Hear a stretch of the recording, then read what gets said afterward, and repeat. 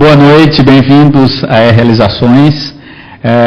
Hoje nós temos aí um imenso prazer de estar recebendo o poeta e filósofo Ângelo Monteiro, que é de Alagoas, mas viveu boa parte da vida no Recife, em Pernambuco, e faz parte da geração de 65. Hoje nós estamos lançando o livro do Ângelo, Arte ou Desastre, que é um livro de crítica literária, de estética, é um livro que abrange várias áreas, várias artes. E há 7 anos atrás nós lançamos do Ângelo o Escolha e Sobrevivência, que foi um livro de educação estética. Isso foi, vamos dizer assim, quando a editora fazia 4 anos, a gente editou esse livro do Ângelo, bem no começo da editora. Então hoje já a editora completando 11 anos, já está indo para o 12º ano, e estamos com esse novo livro do Ângelo, que é um representante da geração 65 da poesia de Pernambuco, junto com Alberto da Cunha Mello e outra pleiade de grandes poetas lá do Recife e de Jaboatão, né? Então, agora eu gostaria de passar a palavra para o Ângelo, que vai falar sobre o tema de arte ou desastre, e com um tema também que ele vai explicar para vocês agora sobre a graça também. Então, eu vou passar a palavra ao Ângelo. Ângelo, bem-vindo. Com você.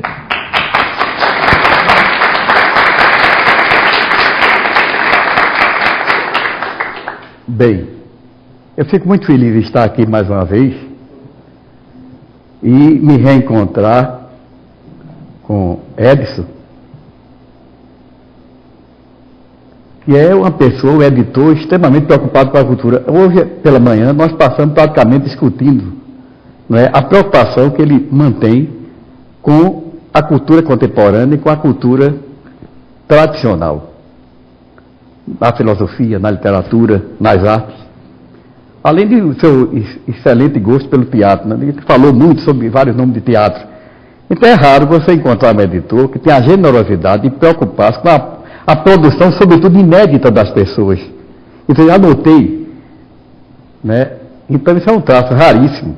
É preciso ser dotado de uma generosidade realmente leonina, como tem o bem. E sobretudo um editor de uma cidade como São Paulo, porque São Paulo não é nada mais, nada menos, é a cidade de grandes pensadores, como por exemplo Mário Ferreira dos Santos. É uma cidade de origem Lessa, é uma cidade de Alcântara Machado, é a cidade de Mário de Andrade, é a cidade de um poeta que a gente lia. Eu sou de uma época, que eu já sou do século XIX, aliás, XX, né? Porque o século XX, é porque à medida que a gente vai passando, ficou repercussão do século XIX no XX, e no XX nós tivemos um dos poetas que eram muito lidos. Nós tínhamos um livro na época, havia um curso chamado Admissão ao Ginásio, e o livro da época era Crestomatia. Então, nesse livro você tinha literatura portuguesa e literatura brasileira. E um dos poetas mais, tinha uma canção, quer dizer, A Fonte e a Flor, de Vicente Carvalho, que é tido como o quarto parnasiano, um dos maiores poetas do Parnaso, que é também de São Paulo. Sem falar de Hilda Riste, sem falar de Dora Ferreira dos Santos, Dora Ferreira da Silva, que é tradutora de Rilke. De maneira que você tem em São Paulo, sem falar, inclusive, toda uma riqueza, Vicente Ferreira da Silva e outros. E fico feliz também que eu estou reencontrando aqui, além desse trabalho extraordinário desempenhado pelo Edson, em relação à produção contemporânea, né, inclusive de autores. Ele mostrou, por exemplo, a edição que ele fez de Mário Ferreira dos Santos. E ninguém está preocupado com a preocupação dos editores hoje é a preocupação midiática, a preocupação mercadológica. Ele tem uma preocupação cultural, isso é raro. É pelo seu gosto pela música, pelo teatro, pela filosofia, e é um editor culto. Culto e que edita pessoas desconhecidas e não pessoas famosas. Ou seja, Edson não é um cortejador de celebridade. Ele pode ser até um criador de celebridade, mas não um cortejador de celebridade. E, aliás, não tem coisa pior do que ser celebridade, né? É um desastre. Bem, e o tema que eu escolhi hoje é exatamente sobre entre a inspiração e a graça. Tem um filósofo pernambucano chamado Luiz Carlos Pondé, recentemente descobri, que por acaso é professor de ciência da religião, que eu não sabia nem que existia essa disciplina na PUC, né? Em que ele analisa o Eclesiastes e chega a essa definição de graça que eu acho extraordinária. Diz o seguinte: filosoficamente, o conceito de graça implica, além da noção de dádiva, o princípio de insuficiência ontológica da criação. Isso eu resumo, o nada. Ou somos graça, ou somos vazio. Vejo a relação entre a insuficiência ontológica da criação, destacada por Pondé, e o verso de Fernando Pessoa, na Tabacaria, quando ele diz: a consciência de que a metafísica é uma consequência de estar mal disposto. A tabacaria é um poema que me impressiona tanto que eu tenho um artigo no livro só sobre a tabacaria, que é um poema que eu leio e releio, e acredito que seja o maior poema do século XX, pela riqueza. É um painel extraordinário, parece um coral de todas as vozes, e que mostra essa insuficiência ontológica em relação também à poesia, quando ele diz que a consciência de que a metafísica é a consequência de estar mal disposto. Ora, é justamente esse estar mal disposto que nos leva à busca da arte. Se nós estivéssemos bem situados, bem instalados, nós não haveria nem arte, nem religião, nem filosofia. Quer dizer, é o fato de estarmos mal situados, é o fato de estarmos mal dispostos que nos leva à busca da arte, por exemplo. Assim como sem a graça nos esvaziamos, sem a presença da arte, a vida perde qualquer sentido de transcendência, já que a vida se alimenta de mitos, de cerimônias a partir desses mitos. É inconcebível conceber um mundo sem mito. Porque o mito não significa necessariamente a tradução mais corrente, o mito como apenas lenda. O mito é uma forma de dizer sintética e maravilhosa, poliédrica de dizer as coisas. É maior do que, por exemplo, o conceito que quer significar limite, termo. Ao passo que o mito tem esse poder extraordinário de ser amplo. Pois bem. E a relação que eu vejo entre a graça e a inspiração, a partir de Pondé, eu gosto de autores que despertam em mim, de uma hora para outra, descubro na revista, uma revista que tem aí, eu descobri um estudo sobre ele, sobre o Eclesiastes. O cara está preocupado com o Eclesiastes no Brasil, é um fenômeno fora do comum, não é? Porque é um tema completamente fora de moda, o Eclesiastes, né? Pouca gente sabe, hoje, na universidade, pouca gente sabe quem foi Salomão, quem foi Davi, né? Coisa do outro mundo, né? Pois bem, então, eu me lembro muito, nunca me esqueci de um versículo do Efésios, o capítulo 2, versículo 8 e 9, que diz o seguinte: pela graça sois salvos mediante a fé. E isso não vem de vós, é dom de Deus, não vem das obras, para que ninguém se glorie. Bem, transportando o espírito da Epístola Paulina do plano da graça para o plano da inspiração poética, podemos traduzi-la desse modo: pela inspiração somos arrastados, mediante a nossa entrega ao chamado ou ao movimento das coisas.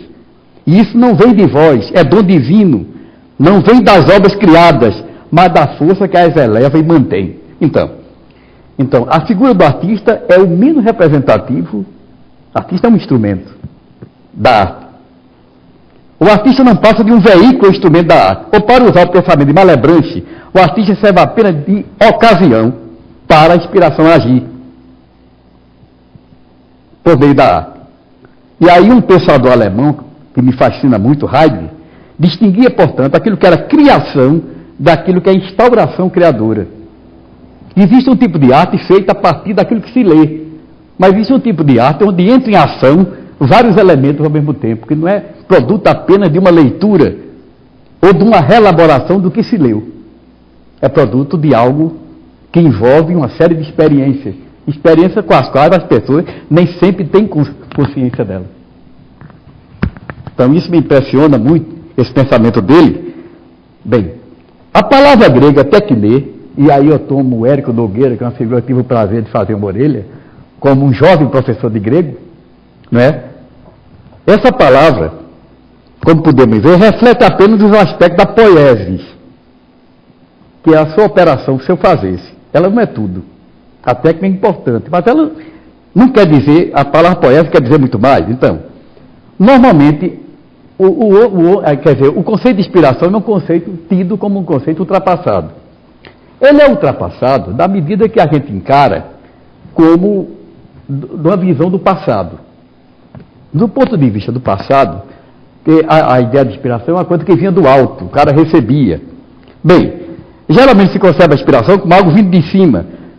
Hoje, a gente pode dizer que a inspiração é algo que brota de uma relação dinâmica entre as coisas.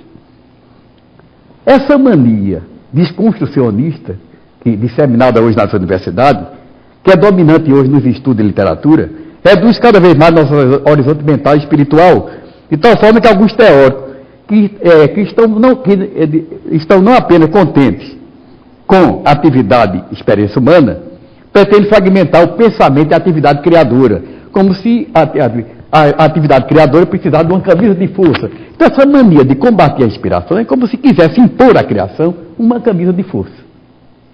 A criação não é algo que o artista possa controlar, é algo que o artista é arrebatado por ela. A experiência prova isso. Porque há momentos que a pessoa não faz nada, a pessoa não produz nada, falta algo. Quer dizer, não é Então, essa distinção que Heidegger faz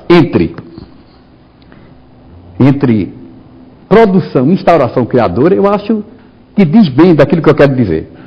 Ora, o novo conceito de inspiração é bastante poderoso para se opor a essa mania de desconstrucionista, tomada como norma interpretativa da arte contemporânea. Porque há uma diferença muito grande entre o construtivismo e a ação criadora. Eu me lembro do poeta, meu conterrâneo, que já morreu, Alberto Cunha Mello, que a poesia dele é extremamente bem construída.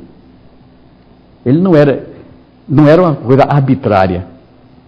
Mas você sente que não é só uma construção, há algo mais do que essa construção, que a gente sente sobretudo nos octossílabos dele. Não é? Um poeta que morreu muito jovem no Brasil, chamado Castro Alves, é um exemplo disso. Eu, inclusive, aprendi a corrigir poema lendo Castro Alves, porque ele corrigia muitas vezes.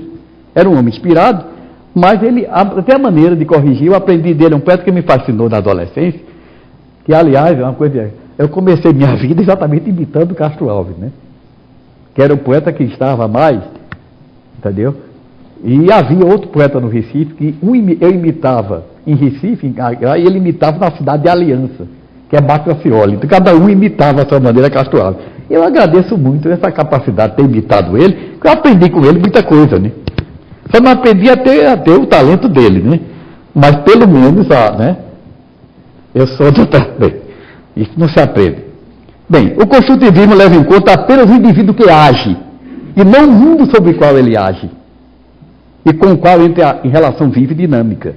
Então, eu não posso compreender uma criação em que a gente não leva em conta tudo aquilo que nos envolve, mas apenas o ato solipsista de criar, de construir.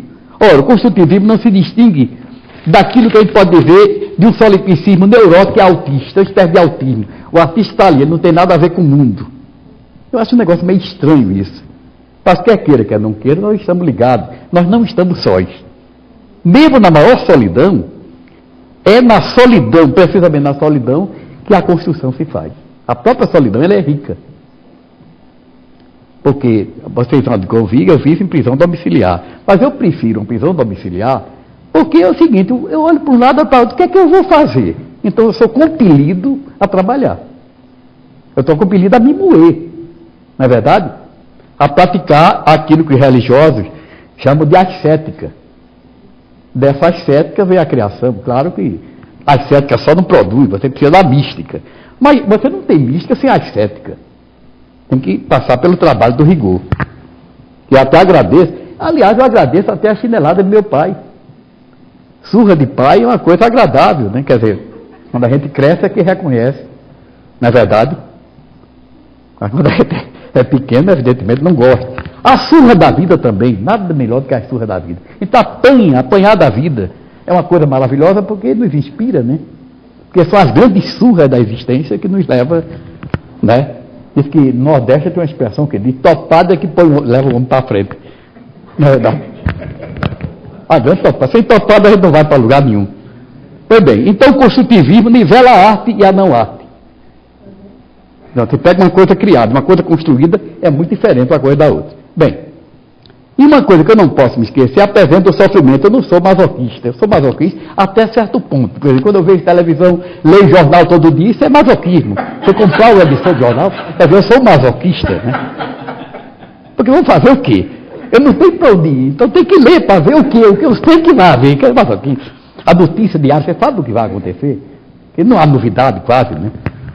E a pessoa da noticiação não tem para onde ir, o único lugar que eu vou é a missa. Né? E, aliás, e nem sempre pobre do padre, o padre diz, porque ele, né? Às vezes o sermão não é muito agradável, mas você aguenta em nome de Cristo muita coisa. Não é verdade? Bem, então apesar do sofrimento é a base da arte. Na visão grega, por exemplo, a tragédia visa o quê? Por meio do pato, do sofrimento dos personagens, ela visa a catarse, ela visa a purificação do espectador. Então, toda arte visa ultrapassar o sofrimento por meio da criação. A insuficiência da criação, aliás, da criação, ontológica da criação, ressaltada por Pondé como justificação da necessidade, da graça, serve como vinho para justificar a inspiração que não se manifesta em a participação do pato ou sofrimento. E aí, eu tenho um amigo aqui que é um cearense, aqui eu estou vendo gente de vários estados do país, inclusive eu estou vendo ali uma figura carneiral, parece um carneirinho, que é o Assis Lima, é um poeta cearense que está ali. Levanta, pronto. Olha, ele parece um japonês, mas cearense, viu? Ele é médico. E eu estava lendo, dentro desse conceito, a relação, já que eu estou falando de construção, e há um poema dele que minha filha estava vendo e abriu e me tocou muito. Dentro disso que eu estou falando, chegou no momento. Quando ele diz, falar e calar abrasa-me. Na contemplação de quem sou, cai nos olhos. E a arma escuta. Ouvir é silenciar ainda mais o meu silêncio. Calar a voz. Quer dizer, essa relação entre palavra e silêncio é a relação sem a qual não há poesia. Não há poesia sem silêncio. Então, a pura palavra não explica. Então, eu estava lendo exatamente isso, quando me lembrei que faz parte do sofrimento desse patos, exatamente essa relação entre palavra e silêncio, sem a qual a palavra verdadeiramente não ecoa. Como, por exemplo, ocorre uma das coisas que me faz assistir missa, mesmo se eu fosse ateu, eu assistiria, para a questão estética. É uma obra de arte. Quer dizer, que não há, para mim, uma poética excepcional. Né? O único medo que eu tenho de virar ateu é quando tiver um Papa brasileiro. Eu tenho medo pelo seguinte, não é que o Brasil não mereça, porque é falta de condições psicológicas. Eu tenho medo de um Papa brasileiro, o cara chegar no programa do Jô Soares, chegar no programa do Hebe Camargo, preocupado com essa opinião sobre o casamento gay, coisa desse naipe. Então eu tenho muito medo que isso ocorra, porque em toda imprensa, aquela coisa, já estão comemorando a Copa, já estão gastando uma nota preta antes da Copa, então eu tenho muito medo de soltar fogos antes dos acontecimentos. Então, nós somos imaturos nessas coisas, né? Como o povo somos meio imaturos, né? Precipitados. Talvez o nosso mal seja esse, é muito precipitado para as coisas. Imaginou? Então, nesse sentido, como eu disse, então, uma das lições de poética que eu achei, eu tenho até um poema sobre isso, que é sobre a missa. Do ponto independente de crer ou não, estou falando como? Quer dizer, aquela relação de palavra e silêncio, de forma que a missa representa perfeitamente isso que eu estou dizendo. É a forma mais aproximada daquilo que eu penso do diálogo. Bem. Então, nesse caso, sem estar mal disposto, como disse Fernando Pessoa, o artista não cria. Sem uma certa incomunicabilidade, não se lhe abre as portas do diálogo poético. Esse diálogo, como eu vi, é a relação entre palavra e silêncio. Essa relação que está presente, por exemplo, na missa. Sobretudo, numa missa concentrada. E aí, o tipo da coisa, uma coisa que não tem apenas aquela efervescência, mas tem aquele momento de concentração que a missa mostra. Então, se um deslocamento faça a realidade, não se chega a esse diálogo. A gente tem que se deslocar. E o primeiro deslocamento que a gente tem que fazer é do eu. Então, a poesia exige esse deslocamento face ao eu. A egoidade prende a criação. Então, o novo conceito de inspiração, portanto, Heidegger fala também do salto originário. O que é que ele diz? Esse salto originário é operado pela confluência de 4 elementos, que é a terra, o céu, os deuses e os imortais. Né? Isso me faz lembrar aquela expressão de Tales de Mileto: tudo está cheio de deuses. Então, há um elemento divino no universo, que está imantado nas coisas. Então, esse elemento divino é precisamente o que a gente vê quando o Heidegger fala de salto originário. 4 elementos entre a ação: a terra, os céus, os deuses e os mortais. E outro autor que eu achei extraordinário é Adolfo Lopes Quintais, é um espanhol, onde ele mostra que há uma relação dinâmica entre os diversos âmbitos da realidade. Esse me impressionou muito, Quintais. E outro foi um biólogo, 2 biólogos chilenos, chamado Maturana e Varela. Eu indicaria esse livro, que foi até uma filha minha que me indicou, que é uma filha nutricionista, que é a Árvore do Conhecimento. Bem, onde eles mostram, são 2 autores, o mais jovem morreu, o mais velho está vivo.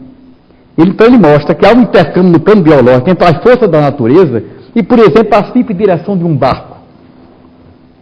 A simples direção de um barco. Além de quem pilota o barco, ele leva em conta os ventos favoráveis, a força das correntes, uma série de elementos. Quer dizer, não existe a ação apenas de uma coisa sobre outra. Há uma interação de todas as coisas entre si. É o que mostra, por exemplo, bem. Então a vida gera a si mesmo, continuamente, em constante processo criador, que é o que o Varela e o Maturana chamam autopoese. Esse conceito me impressionou muito. Podemos apontar, por exemplo, a esterilidade criadora como a contrafase da inspiração. Uma coisa que sempre me impressionou, e aí está o Érico Nogueira, que gosta e conhece a poesia de Hölderlin, e a experiência, por exemplo, é uma página magnífica de Vinícius Moraes sobre aquela esterilidade, momento de esterilidade tremendo que passou Rilke. Passou 13 anos sem escrever absolutamente nada. Foi quando, através da leitura de Hölderlin, ele então escreveu a Elegia do Hino, e a partir das elegias do Hino, os sonetos de Orfeu. Ora, se não houvesse aquilo que eu estou falando, se fosse apenas construtivismo, não se explicaria, portanto, essa esterilidade total. Há um momento que o cara não vem nada na cabeça, nada surge. Que é talvez um momento de incubação, quem sabe, né? Nós não sabemos. Eu passei um tempo, eu achava que tinha deixado de escrever. E aconteceu um negócio curioso. Aconteceu comigo, porque a gente pensa que só acontece com os outros, né? Mas tanto o bem como o mal pode acontecer com a gente também, né? Então aconteceu que eu não estava escrevendo mais nada. E eu escrevi isso, dizendo que tinha deixado e tal. Foi quando então me veio, não sei como, eu tinha uma vontade muito de escrever um livro de sermões. Mas eu disse, meu Deus, eu não sou padre, eu não sou bispo, sermão para quem? Só escrevi um. Há muitos anos atrás, eu tinha meus 30 anos, mais ou menos, quando escrevi esse sermão, que é o Sermão da Espera. E esse Sermão da Espera ficou esperando os outros que nunca vieram. Até que, por fim, eu comecei de uma hora para outra, eu comecei a fazer sermões ao tempo. Uma ação religiosa. Aí veio, então, o título do livro seria Como Virar as Páginas da Solidão, o subtítulo Sermões ao Tempo. Bem, em prosa, eu gosto muito da prosa poética. Pois sim, em prosa. Quando eu menos esperei, pensava que tinha terminado, começou a surgir verso, eu pensava que tinha abandonado, que a poesia tinha me deixado, voltou em forma de verso, voltou por meio da prosa. Logo, essa esterilidade pode existir, pode acontecer com qualquer um de nós, de não sair absolutamente. Aliás, é melhor que não saia nada do que sair algo que não preste. É melhor ficar estéril. Porque não tem coisa pior do que a má literatura. Né? É uma desgraça, mata, entorta. Não é verdade? A má literatura, por exemplo, uma pessoa que lê Paulo Coelho dificilmente vai ler Machado de Assis. Porque eu digo isso, eu tive uma experiência de uma conhecida minha que caiu do ônibus em movimento e perdeu o olfato. Ora, se perder o olfato é uma coisa terrível. Você imagina o que é perder a capacidade estética. Você não saber distinguir Gabriel Pensador de Bach. É uma doença. É uma coisa terrível, né? É um primata, né? Então, quando a gente chega a esse nível, não brinca não, é uma coisa terrível, você não sabe distinguir. É terrível isso, então, perder o sentido, né? perder a visão, perder a audição, é terrível. Agora, você perder a capacidade, é a famosa apeirocalia, né? A capacidade do belo, né? É terrível. E muita gente no meio intelectual e na universidade, como perde? Se há um ambiente nefasto, pode ser a universidade. Ela é mais boa ao mesmo tempo. Mas eu senti um impacto tremendo, a ignorância, a barbárie na universidade, mais do que conversando com um maloqueiro no meio da rua. Uma vez eu estava conversando com um rapaz, o intelectual, ele estava conversando com ele, rapaz, aquilo que eu jamais conversaria contigo. Está aprendendo com o moleque. Né? E outra coisa que chamou a atenção é a relação entre a beleza e o amor, eros. O amor no seu sentido mais amplo. Através da beleza, e que um cara que me inspira muito, uma pessoa que profundamente me marcou muito, me admiro muito, e leio muito, é Platão. Platão, porque Platão é um gozador hebético, quer dizer, você nunca sabe o que é que Platão está dizendo. Se a gente for ler Platão literalmente, não entende Platão. E uma das coisas que me inspiraram em Platão foi essa noção de que você só chega à verdade por meio da beleza. E outras coisas ele me inspirou. Uma vez, eu lendo a República, é um livro que eu leio, releio, e uma certa ocasião ele diz: o cão é um verdadeiro filósofo. E eu terminei escrevendo uma palestra, né? O cão é um verdadeiro filósofo. Toda vez que eu passo da rua e vejo um cachorro, eu procuro saber a escola filosófica dele. Eu olho pelo jeito, eu conheço o cachorro marxista, cachorro, né, hegeliano, né? Aquele olhar, aquele cachorro assim, é hegeliano, cachorro heraclitiano, aquele bem risonho que é Demócrito, né? Tomista, né? Então, a escola, eu conheço já a escola do cão, né? Tanto que eu escrevi o artigo, Filosofia do Cão ou o Cão da Filosofia, né? Exatamente inspirado em Platão. Então, Platão me inspira muito. Bem, então, é interessante sobre esse aspecto a distinção. Há um poeta no Recife que eu conheci, é vivo ainda, escreveu a primeira obra, chama-se Padre Daniel Lima. É uma figura curiosíssima esse padre. Publicou a primeira obra com 95 anos de idade. Os amigos reuniram e publicaram o poema dele. E tem um colega dele, que estudou em Roma, também, Zeferino Rossi, que é padre também, escreveu um livro onde cita 90% das citações do livro são livros inéditos dele. E há um poema dele, que eu quero mostrar mais uma vez, a distinção entre a poesia e a filosofia nesse aspecto. É a relação entre poesia e filosofia. Então o poema dele é muito engraçado, que diz o seguinte: os pássaros são sábios, não discutem, cantam. Cantar é o jeito de entender a vida. A coruja doutorou-se em filosofia, por isso a coruja não canta. Ora, com isso ele não está desmerecendo a filosofia, está apenas dizendo que o papel da indagação sobre o ser na arte é puramente analógico e não estrutural, como no exercício, por exemplo, da filosofia. Então, se há uma coisa realmente perigosa, é a poesia filosofante, que ela nem faz filosofia, nem faz poesia. Então, Fernando Pessoa nisso é perfeito. Numa certa fase do mundo é perfeito. É muito difícil a relação. São duas mulheres extremamente exigentes, a poesia e a filosofia. Eu sempre disse isso. E não tem coisa pior do que poligamia, porque é um horror. Né? Agora, imagine uma poligamia filosófica e poética. Tem que ter muito cuidado. Uma não pode interferir na vida da outra, senão dá confusão. Está entendendo? As duas. Então, eu fiz filosofia, como o Érico fez, e a gente sabe que é perigoso, porque atrai muito, mas pode levar você para uma profunda esterilidade. Então, tem meu anjo da guarda é extremamente forte, que me libertou, inclusive, já adolescente, de Marx. Eu não consegui gostar de Marx. Se eu conseguisse gostar, eu estava ferrado, eu não escrevia mais nada, porque ele é esterilizante. Ele é esterilizante. Precisa ser muito inteligente para passar por Marx e não ficar completamente esfacelado. Eu tenho a impressão que então eu tive muito, né? Nesse ponto de vista, eu aprendi muito com uma figura do pastoril chamada Diana. Não sei se vocês já viram falar, se tem pastoril aqui. Lá no Ceará ainda tem, não é? Então a Diana é uma figura interessante, porque a música é a seguinte: sou a Diana, não tenho partido, o meu partido são os dois cordões, ou seja, o cordão vermelho encarnado e o cordão azul. E se é uma pessoa que me lembra de Ana, é a figura do Divino Espírito Santo. Porque o Cristo não está à direita do Pai, quem é que está à esquerda?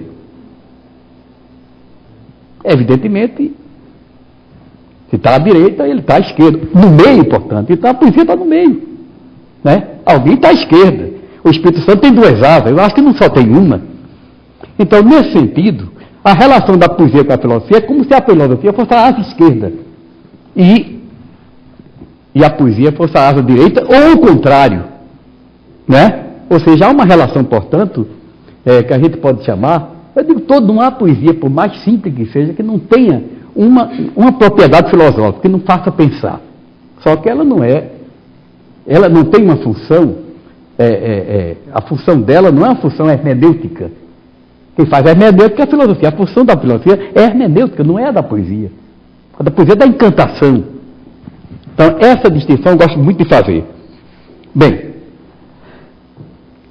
então, como eu disse, essa relação entre arte e a realidade é uma relação em que todas as coisas estão presentes no ato da criação. A criação não é um ato solitário.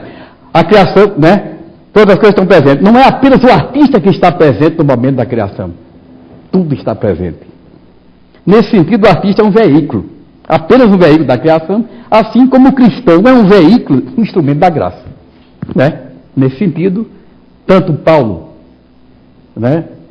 São Paulo, como Pondé, chama atenção para isso, né?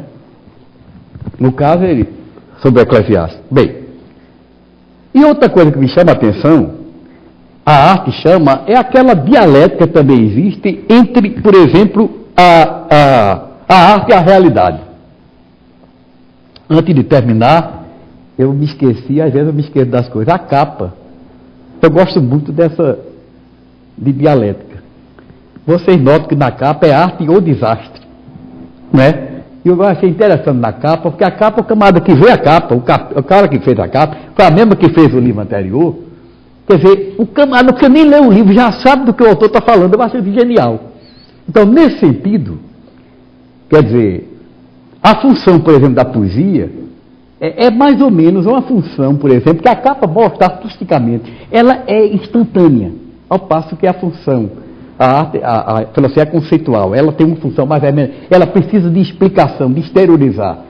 Havia um padre jesuíta muito interessante, chamado Padre Malagrida, que ele dizia, a palavra...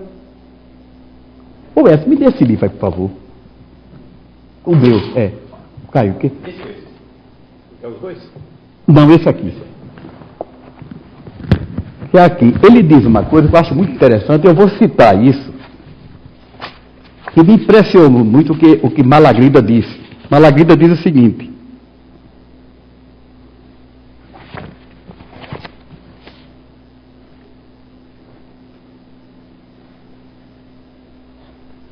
a palavra foi dada ao homem para ocultar o seu pensamento.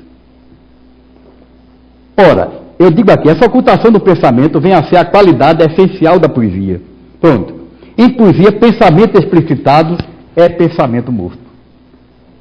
Exatamente a função da filosofia é explicitar. A função da poesia é exatamente evitar essa explicitação. Portanto, colocar a ênfase na individualidade do artista é bem diferente de colocá-la no artista que dela é um simples portador. Portanto, essa ênfase no artista costuma rejeitar uma relação vital com a realidade, que é uma relação, onde o pensamento está oculto, onde não há, por exemplo, essa necessidade de explicitação. O artista é mero instrumento nesse caso. Finalmente, há um poema de um autor desconhecido, e eu vou concluir com esse poema, que é um poema de um autor muito pouco conhecido, que é um espanhol chamado José Maria Pemán, que ele apresenta o movimento da natureza como algo similar ao contato amoroso. E o poema diz o seguinte: a relação que podemos estabelecer entre a força criadora que emana das coisas e a irrupção da arte entre nós. E ele mostra isso no poema. O poema diz o seguinte: te beijarei as mãos como a rosa da tarde beija o vento. Te beijarei a boca como a língua do fogo beija o leio. Te beijarei os olhos como ao cristal, o sol amanhecendo. Te beijarei a fronte, como a dúvida beija o pensamento. Pronto, era isso que eu tinha que dizer a vocês.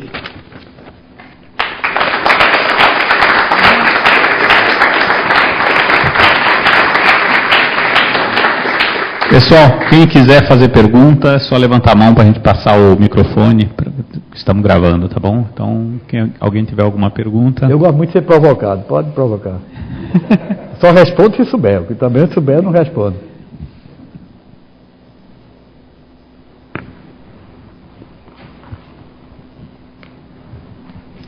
Boa noite. Boa noite. Várias vezes você falou a respeito dessa ação do artista como mediador. Karl Rahner fala sobre Cristo, que é o sacramento do encontro entre o sagrado e aquilo que a gente entende como profano. Você não acha que a arte é um sacramento? De que a arte é um ato sacramental? Qual foi o autor que disse isso? Karl Rahner e o seu discípulo Shirley Bix, Eduardo. Eu não tenho a menor dúvida disso. A arte que não é sacramento, que não é sinal, ela não diz nada de sua presença. A presença ela é sinal, sacramento. Sem dúvida nenhuma. Você acha que Deus faz a sua mediação de graça através da arte? Não, eu digo o seguinte, quer dizer, a graça é uma coisa, a inspiração é outra. Há uma relação entre uma e outra na medida em que na graça você recebe, na inspiração também você recebe. Você não impõe determinadas coisas. A graça é que se impõe a você. Da mesma forma, a inspiração é que se impõe a você. A realidade das coisas é que se impõe ao artista, e não o artista que se impõe à realidade das coisas. A arte sim se impõe, não o artista. A figura do artista é puramente instrumental. Não chega nem a ser medianeira, a não ser enquanto instrumento. Mas é meramente instrumental. Então a figura da celebridade, a figura do artista, é uma coisa curiosa, porque veja mesmo, o romantismo se caracteriza pela ênfase do indivíduo. Entretanto, o conceito de inspiração durou durante o romantismo. Quer dizer, o próprio romantismo dava ao indivíduo um papel menor do que se dá hoje.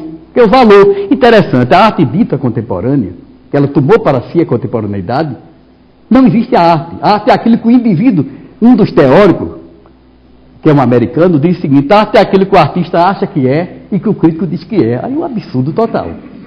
Você está entendendo? Então, quando a arte não é sinal, vira uma coisa ridícula, caricata. Daí um exemplo do pinico de Duchamp. O nome do Nordeste é pinico. E vocês sabem o que se faz no pinico. É o contrário da arte, quer dizer. Como, por exemplo, no Recife, uma senhorita, quer dizer, a arte dela foi se masturbar em público. Quer dizer, é um caso teratológico, quer dizer, uma solidão terrível que leva uma pessoa a fazer isso, né? Precisa de público para ver uma coisa solitária, é uma loucura, né? Mas não é delícia, quer dizer. Outro foi levar um cachorro para uma exposição, porque o cachorro morreu durante a exposição. Fez uso de um cachorro, quer dizer, uma coisa que merece a política de costume. Quando era menina, eu inventei uma tal de polícia filosófica, ela resolvia o problema que você não pode resolver no argumento, resolve na porrada. Apela a polícia filosófica. Quando eu era jovem, eu fiquei mais... Com o tempo você vai ficando mais maneiro, né? Mas eu concebi uma polícia filosófica que para resolver esse problema, né? Essas coisas, tá entendendo? Porque é uma coisa que clama aos céus, uma expressão que se usa muito, né? Clama aos céus, quer dizer, você leva no ridículo o dom. Porque tudo isso é dom. A graça é um dom, a inspiração é um dom. Na realidade, nós somos passageiros, tudo é dom que nós recebemos, né? A criação, você tem... As coisas inspiram, os amigos inspiram, as coisas inspiram, as pessoas inspiram. Eu estava dizendo que até os cachorros me inspiram. Como me inspiram? Eu cheguei em Curitiba, uma cachorra se apaixonou por mim. Luna, bichinha, olhava para mim, meiga, tá entendendo? É porque eu não era cachorro, quase me transformei num cachorro de Platão. Quer dizer, então as coisas estão, né? Não sei se te respondi. Só mais uma coisinha. Se filosofar é aprender a morrer... É a aprender? arte é aprender a morrer, Montaigne. A arte é aprender a viver? Pergunta interessante. Interessante. A função da arte não é aprender nem a viver e a morrer. É aprender, é ajudar a salvar as coisas do seu perecimento. A função da arte é salvar as coisas da morte, que todas as coisas São levados, tudo é levado à morte. Então a função da arte é exatamente salvar. Né? E é interessante isso, tanto é interessante, que há um grande cineasta que gosta muito, aquele cineasta japonês, né? Kurosawa. Quer dizer, como é que, por exemplo, Kurosawa pega, por exemplo, um tema, pega um autor de outra cultura completamente diferente, como, por exemplo, Shakespeare, e faz o Rei Lear. Língua, cultura completamente diversa. Quer dizer, leva para a sua cultura o Rei Lear e traduz de outra maneira, ele transforma a figura dos irmãos, das irmãs e das filhas do Rei Lear em filhos, em samurais. Veja, quer dizer, dessa forma foi salva uma certa intuição do homem, uma certa intuição das coisas, foi salva, foi como a gente sente em poemas. Um dos poemas mais importantes que eu vi sobre Deus foi escrito por um poeta romântico brasileiro, Casimiro de Abreu. É belíssimo, não sei se vocês conhecem. Eu me lembro, era pequeno e brincava na praia, o mar bramia, e erguendo do saltivo sacudia a branca escuma para o céu sereno. Eu disse à minha mãe nesse momento que dura orquestra, que furou insano, que pode haver maior do que o oceano, ou que seja mais forte do que o vento. Minha mãe sorriu, olhou para os céus e respondeu: um ser que nós não vemos é mais forte do que o mar que nós tememos, mais forte do que o tufão, meu filho, é Deus. Olha aí, coisa simples, no movimento das ondas, o tempo todo do poema, nota o movimento. Quer dizer, ele disse, ele salvou aquele momento, aquela imagem dele com a mãe na praia. Deus, quer dizer, isso aí diz muito, está entendendo? Como é teu nome? Eduardo? Não é, Eduardo? Isso diz muito. Quer dizer, veja, aquilo que eu disse, a poesia não é lógica, ela não é hermenêutica. Então, isso diz mais de Deus do que por exemplo, as provas da existência de Deus, por mais belas que elas sejam. Isso me convence mais do que as provas, as geniais provas de Anselmo, de Tomás de Aquino, que são provas lógicas, tentativas lógicas de criar Deus. Isso justifica de uma maneira muito mais convincente. E não é por acaso, nós somos todos filhos do Barroco, que os jesuítas conseguiram, no século XVI, juntar todos os sentidos através do Barroco. Né? Barroco é uma criação da companhia que pega tudo, pega você pelo ouvido, pelo nariz, por tudo. Até hoje, cheiro de incenso, é um negócio fantástico, você pega tudo, né? Quer dizer, através dos sentidos. Então é muito melhor você levar a Deus através dos sentidos do que da lógica. Está entendendo, Eduardo? É isso aí.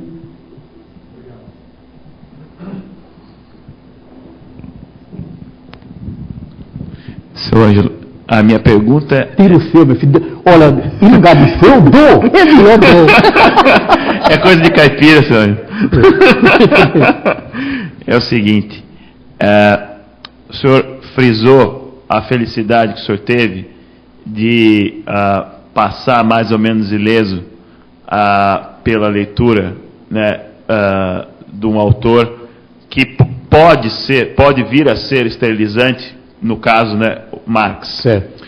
Como o senhor, a partir da experiência do senhor, como é que o senhor comentaria a circunstância, e agora você provocador, né, que o senhor disse que é bom provocar aqui, como é que o senhor comenta a circunstância clara, patente e notória de um grande poeta contemporâneo seu, Alberto da Cunha Mello, que era socialista? Vamos supor. Como é que... Que era socialista. Sim. Pois, então, como é, assim, essa contradição, digamos assim, ou se não é contradição, ou enfim. Olha, para mim não foi duvidado, veja mesmo, porque o socialismo, muito antes de haver Marx, o pessoal, a Companhia de Jesus já fazia algo similar. Os profetas bíblicos já faziam. Então, aquilo ali, Marx foi apenas, achou uma coisa muito bacana para faturar na miséria humana, em torno da miséria humana. Quer dizer, entendeu? Aí inventou aquela coisa colossal, porque o comunismo, na realidade, não é divisão de nada. É, por exemplo, o empobrecimento da grande maioria e a ascensão da classe da nomenclatura. Então é ilusão. Quer dizer, claro, quem não teve essa ilusão dessa visão socialista? Não, quer dizer, é uma ilusão. É claro. Agora, veja mesmo, tudo indica que ele não leu Marx, não. Ele era o sonho de uma sociedade maravilhosa, está entendendo? É sonho. Qualquer família pode fazer isso muito melhor do que qualquer regime. A prova que os jesuítas fizeram no Rio Grande do Sul, utilizando a cultura indígena, porque não tinha o senso da propriedade, não precisou aprender de Marx. Ele não conhecia o Marx. E aplicaram isso magnificamente. Quer dizer, aplicaram não só a justiça local, tem um livro muito interessante do Padre Lugon, República Comunista dos Guaranis, mostrando isso. Quer dizer, havia um sistema equitativo com uma redução ressaciar a outra, sem precisar de marxismo. Os profetas bíblicos falam de ai de quem juntar casa com casa e terra com terra até juntarem, até serem os únicos proprietários do país, quer dizer, a acumulação, que a Bíblia condena. Então Marx faz uso da tradição judaica, ele é judeu, proibiu a mulher de entrar na sinagoga, mas era judeu. Então pegou, daí ser uma heresia cristã, judaico-cristã, marxismo. É uma heresia. O senhor acha que no caso do Alberto, assim... Era só a visão, é nada. Ela leu Marx e coisa nenhuma, eu só conheço um cara que leu Marx, esse mesmo pirou. Marx eu só conheço um. Ninguém leu, com certeza. Não há quem aguente não, é insuportável. O Capital é terrível. Sabe quem lê Capital mesmo? É capitalista, rapaz. O cara quer ganhar dinheiro, lê Marx. Porque a turma, primeiro, são muito avaros. Marxistas são profundamente avaros. Quer dizer, os que eu conheci são terríveis como patrões. Olha, ter um patrão marxista é uma calamidade, porque ele sabe o valor do capital. Mas, entendeu? Quer dizer, ele tem o senso da partilha que você encontra na igreja, né? Que você encontra em outras experiências. Ele não tem o senso da partilha. Não é preciso ser marxista para ter o senso da partilha. Pelo contrário, a partilha se dá com um grupo. Você vê a Bolsa Anistia. Quem é que ganha a Bolsa Anistia? Os mais pobres, foram os mais lesados. Os mais ricos se beneficiaram. A indústria é terrível a indústria. Indenizações riquíssimas. Tem um deles, que era um autor que eu lia na época, que ninguém gosta de ditadura. E hoje eu sei, ditadura só quando é boa. Mas é muito difícil uma boa ditadura. A gente só conhece ditadura por causa da ignorância. Eu me lembro nessa época, as Bíblias eram apreendidas, procuraram o padre Lugon. Não, havia um padre chamado Padre Lebré. Procuraram em Casa Amarela, a polícia militar atrás de padre. Teve gente procurando Sófocles. Sófocles morreu há 100 mil anos. Quer dizer, a cultura é muito grande, pessoal. E eu me lembro que havia um livro, papai proibia, papai era vivo. E eu comprei esse livro e comecei a divulgar o livro, O Ato e o Fato, de Heitor Coni. Ora, Heitor Coni, que eu me lembre, era jornalista, foi até muito corajoso no momento, ele não pertencia a partido nenhum, e escreveu esse livro, O Ato e o Fato. Eu tenho cópia desse livro ainda, consegui muito tempo depois.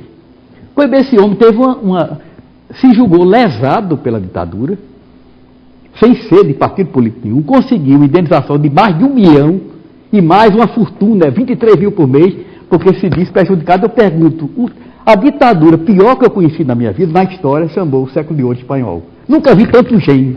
Se há uma coisa que produz gênio, é ditadura. É curioso.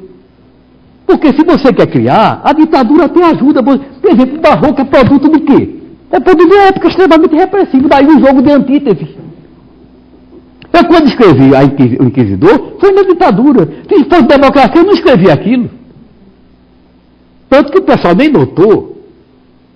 Eu me lembro que na época, perguntaram, pelo contrário, foram na universidade me procurar, trabalhar com a Ariano na época, gente da universidade para falar sobre a Inquisição. Quer dizer, se eles não perceberam na universidade, imagina os milicos da época. Ora, não se tratava de Inquisição, se tratava... Também, a mesma coisa aconteceu com o livro meu, Proclamação do Verde. Um major perguntou o que é que eu queria dizer com isso. É homenagem às Forças Armadas, à bandeira brasileira. E o bichinho acreditou, jovem. Eu acho muito genial. A cultura, tá entendendo? Entendeu? Coisa desse tipo. Então, é essa época. Quer dizer, eu não gostei da ditadura, porque aí se sentir agora. Dizer que a ditadura reprimiu uma capacidade. Não tem nada a ver. Ela ajudou, porque eu falei, através de metáfora, foi até bom. Eu tenho um tema sobre tortura no livro, eles nem notaram, não leem. É o tipo da arte no Brasil, que você pode publicar, pode escrever à vontade, pode atacar todo mundo, ninguém vai nem notar, é poesia. Então, na ditadura, aquela cultura militar, é genial, a turma não entendia nada. Né? E aí, pergunta, eu me lembro quando eu fui preso, foi engraçado, todo mundo era preso, eu acho que porque o meu cabelo era muito preto. Aí eu disse, esse cara deve ser terrorista. Teve um amigo meu que era delegado, não. Seu cabelo é de cientista, podia. Ele andou prendendo um cara, que era o cabelo cabeludo. Prendeu porque o cara, mas o meu não, ele não prendeu. Disse, você é um idealista. Bem, tem uma certa ocasião. Fui preso e foi uma operação de guerra, porque o pessoal gostava. Papai era o médico do interior, era dentista. Aí disse, Porque o delegado diga a ele que não vá para a cidade. Se ele for, é preso. Eu não aguentei. Aproveitei, enquanto a mãe de minha filha estava tomando banho, corri para a rua. Foi assim que fui preso por trás da cadeia. E fui levado para Recife, uma operação de guerra. Parecia que era um terrorista, o pessoal armado. Aí cheguei lá. Quando lá para as tantas, eu contei a Edson esse negócio. Lá para as tantas, era meia-noite, passei 15 dias. Pronto. Lula, com 15 dias, parece que ganha 4.500. 10? É genial. Foi bem. Eu nunca reivindiquei, eu acho vergonhoso reivindicar um negócio desse. Foi até bom. E Edson mostrou um poema, uma página em prosa do cara que foi preso, e a sensação de liberdade é deliciosa.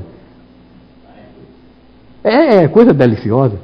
Foi bem. Eu me lembro que eu fui chamado, era mais ou menos meia-noite. Eu achei meio sintomático. Aí perguntaram quanto sua vida política. Eu passei 2 horas falando de Pinho Salgado e o pobre do menino batendo.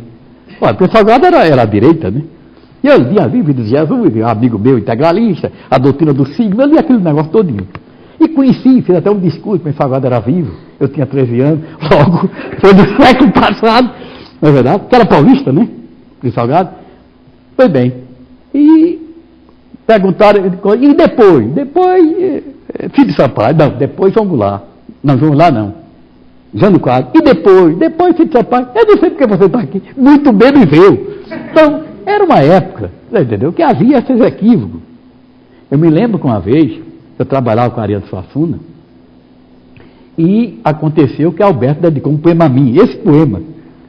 Pois deu problema, porque uma parte do mundo, uma terça parte do mundo, veste túnica vermelha. Aí o cara disse, isso é comunismo. Aí perguntou, onde é que ele mora? Onde mora eu não sei não, o poeta é conhecido. Eu não ia dar a bandeira, né? Aí, outro poema, foi uma Blake, uma tradução e tal. Aí foram Ariano, e naquele momento, o maior documento que você podia ter não era doutorado, mestrado nem doutorado. Era a folha correia da polícia, eu tinha. Rapaz, era um documento. Era mesmo que você ter. Ser PhD pela Universidade de Colônia, negócio fino. Folha correia da polícia, eu tinha. Aí a Ariano disse, Ed, você tem? Tenho. Tá, então está tudo garantido. Folha correia da polícia. Rapaz, a cultura é muito elevada. E havia aquela luta dos órgãos de segurança, um contra o outro, essa coisa toda, né? Uma vez eu fui preso, a segunda vez, porque eu estava com um amigo meu, que era franquista, e um artigo dele. Aí eu fui preso, né? Acho que foi o Cabelo, preso. Aí estava lá o artigo dele, um artigo, inclusive, muito conservador, inclusive, e também porque tinha um artigo, uma carta de um amigo meu, estava fazendo CPOR na época, anti-guerrilha, que não havia guerrilha, então houve uma luta. A sorte é que o Major olhou para mim, Major Omar, figura alta, disse, eu só não lhe fuzilo porque você não tem onde cair morto. Jovem, ideias não dão camisa a ninguém. É essa a lembrança que eu tenho da época.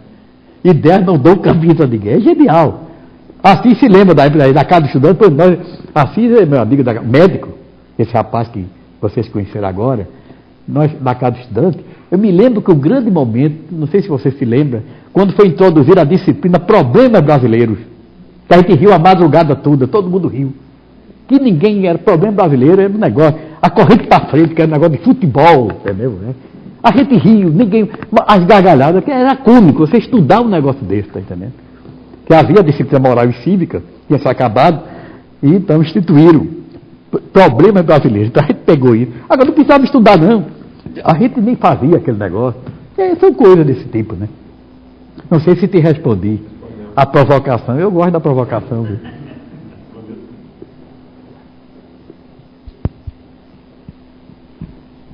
Bem, se não tiver mais perguntas, quem quiser autógrafo do Ângelo, ele vai estar numa mesa lá no café e nós vamos fazer um coquetel agora e bater um papo aí informalmente, tá bom? Então, vamos passar para lá.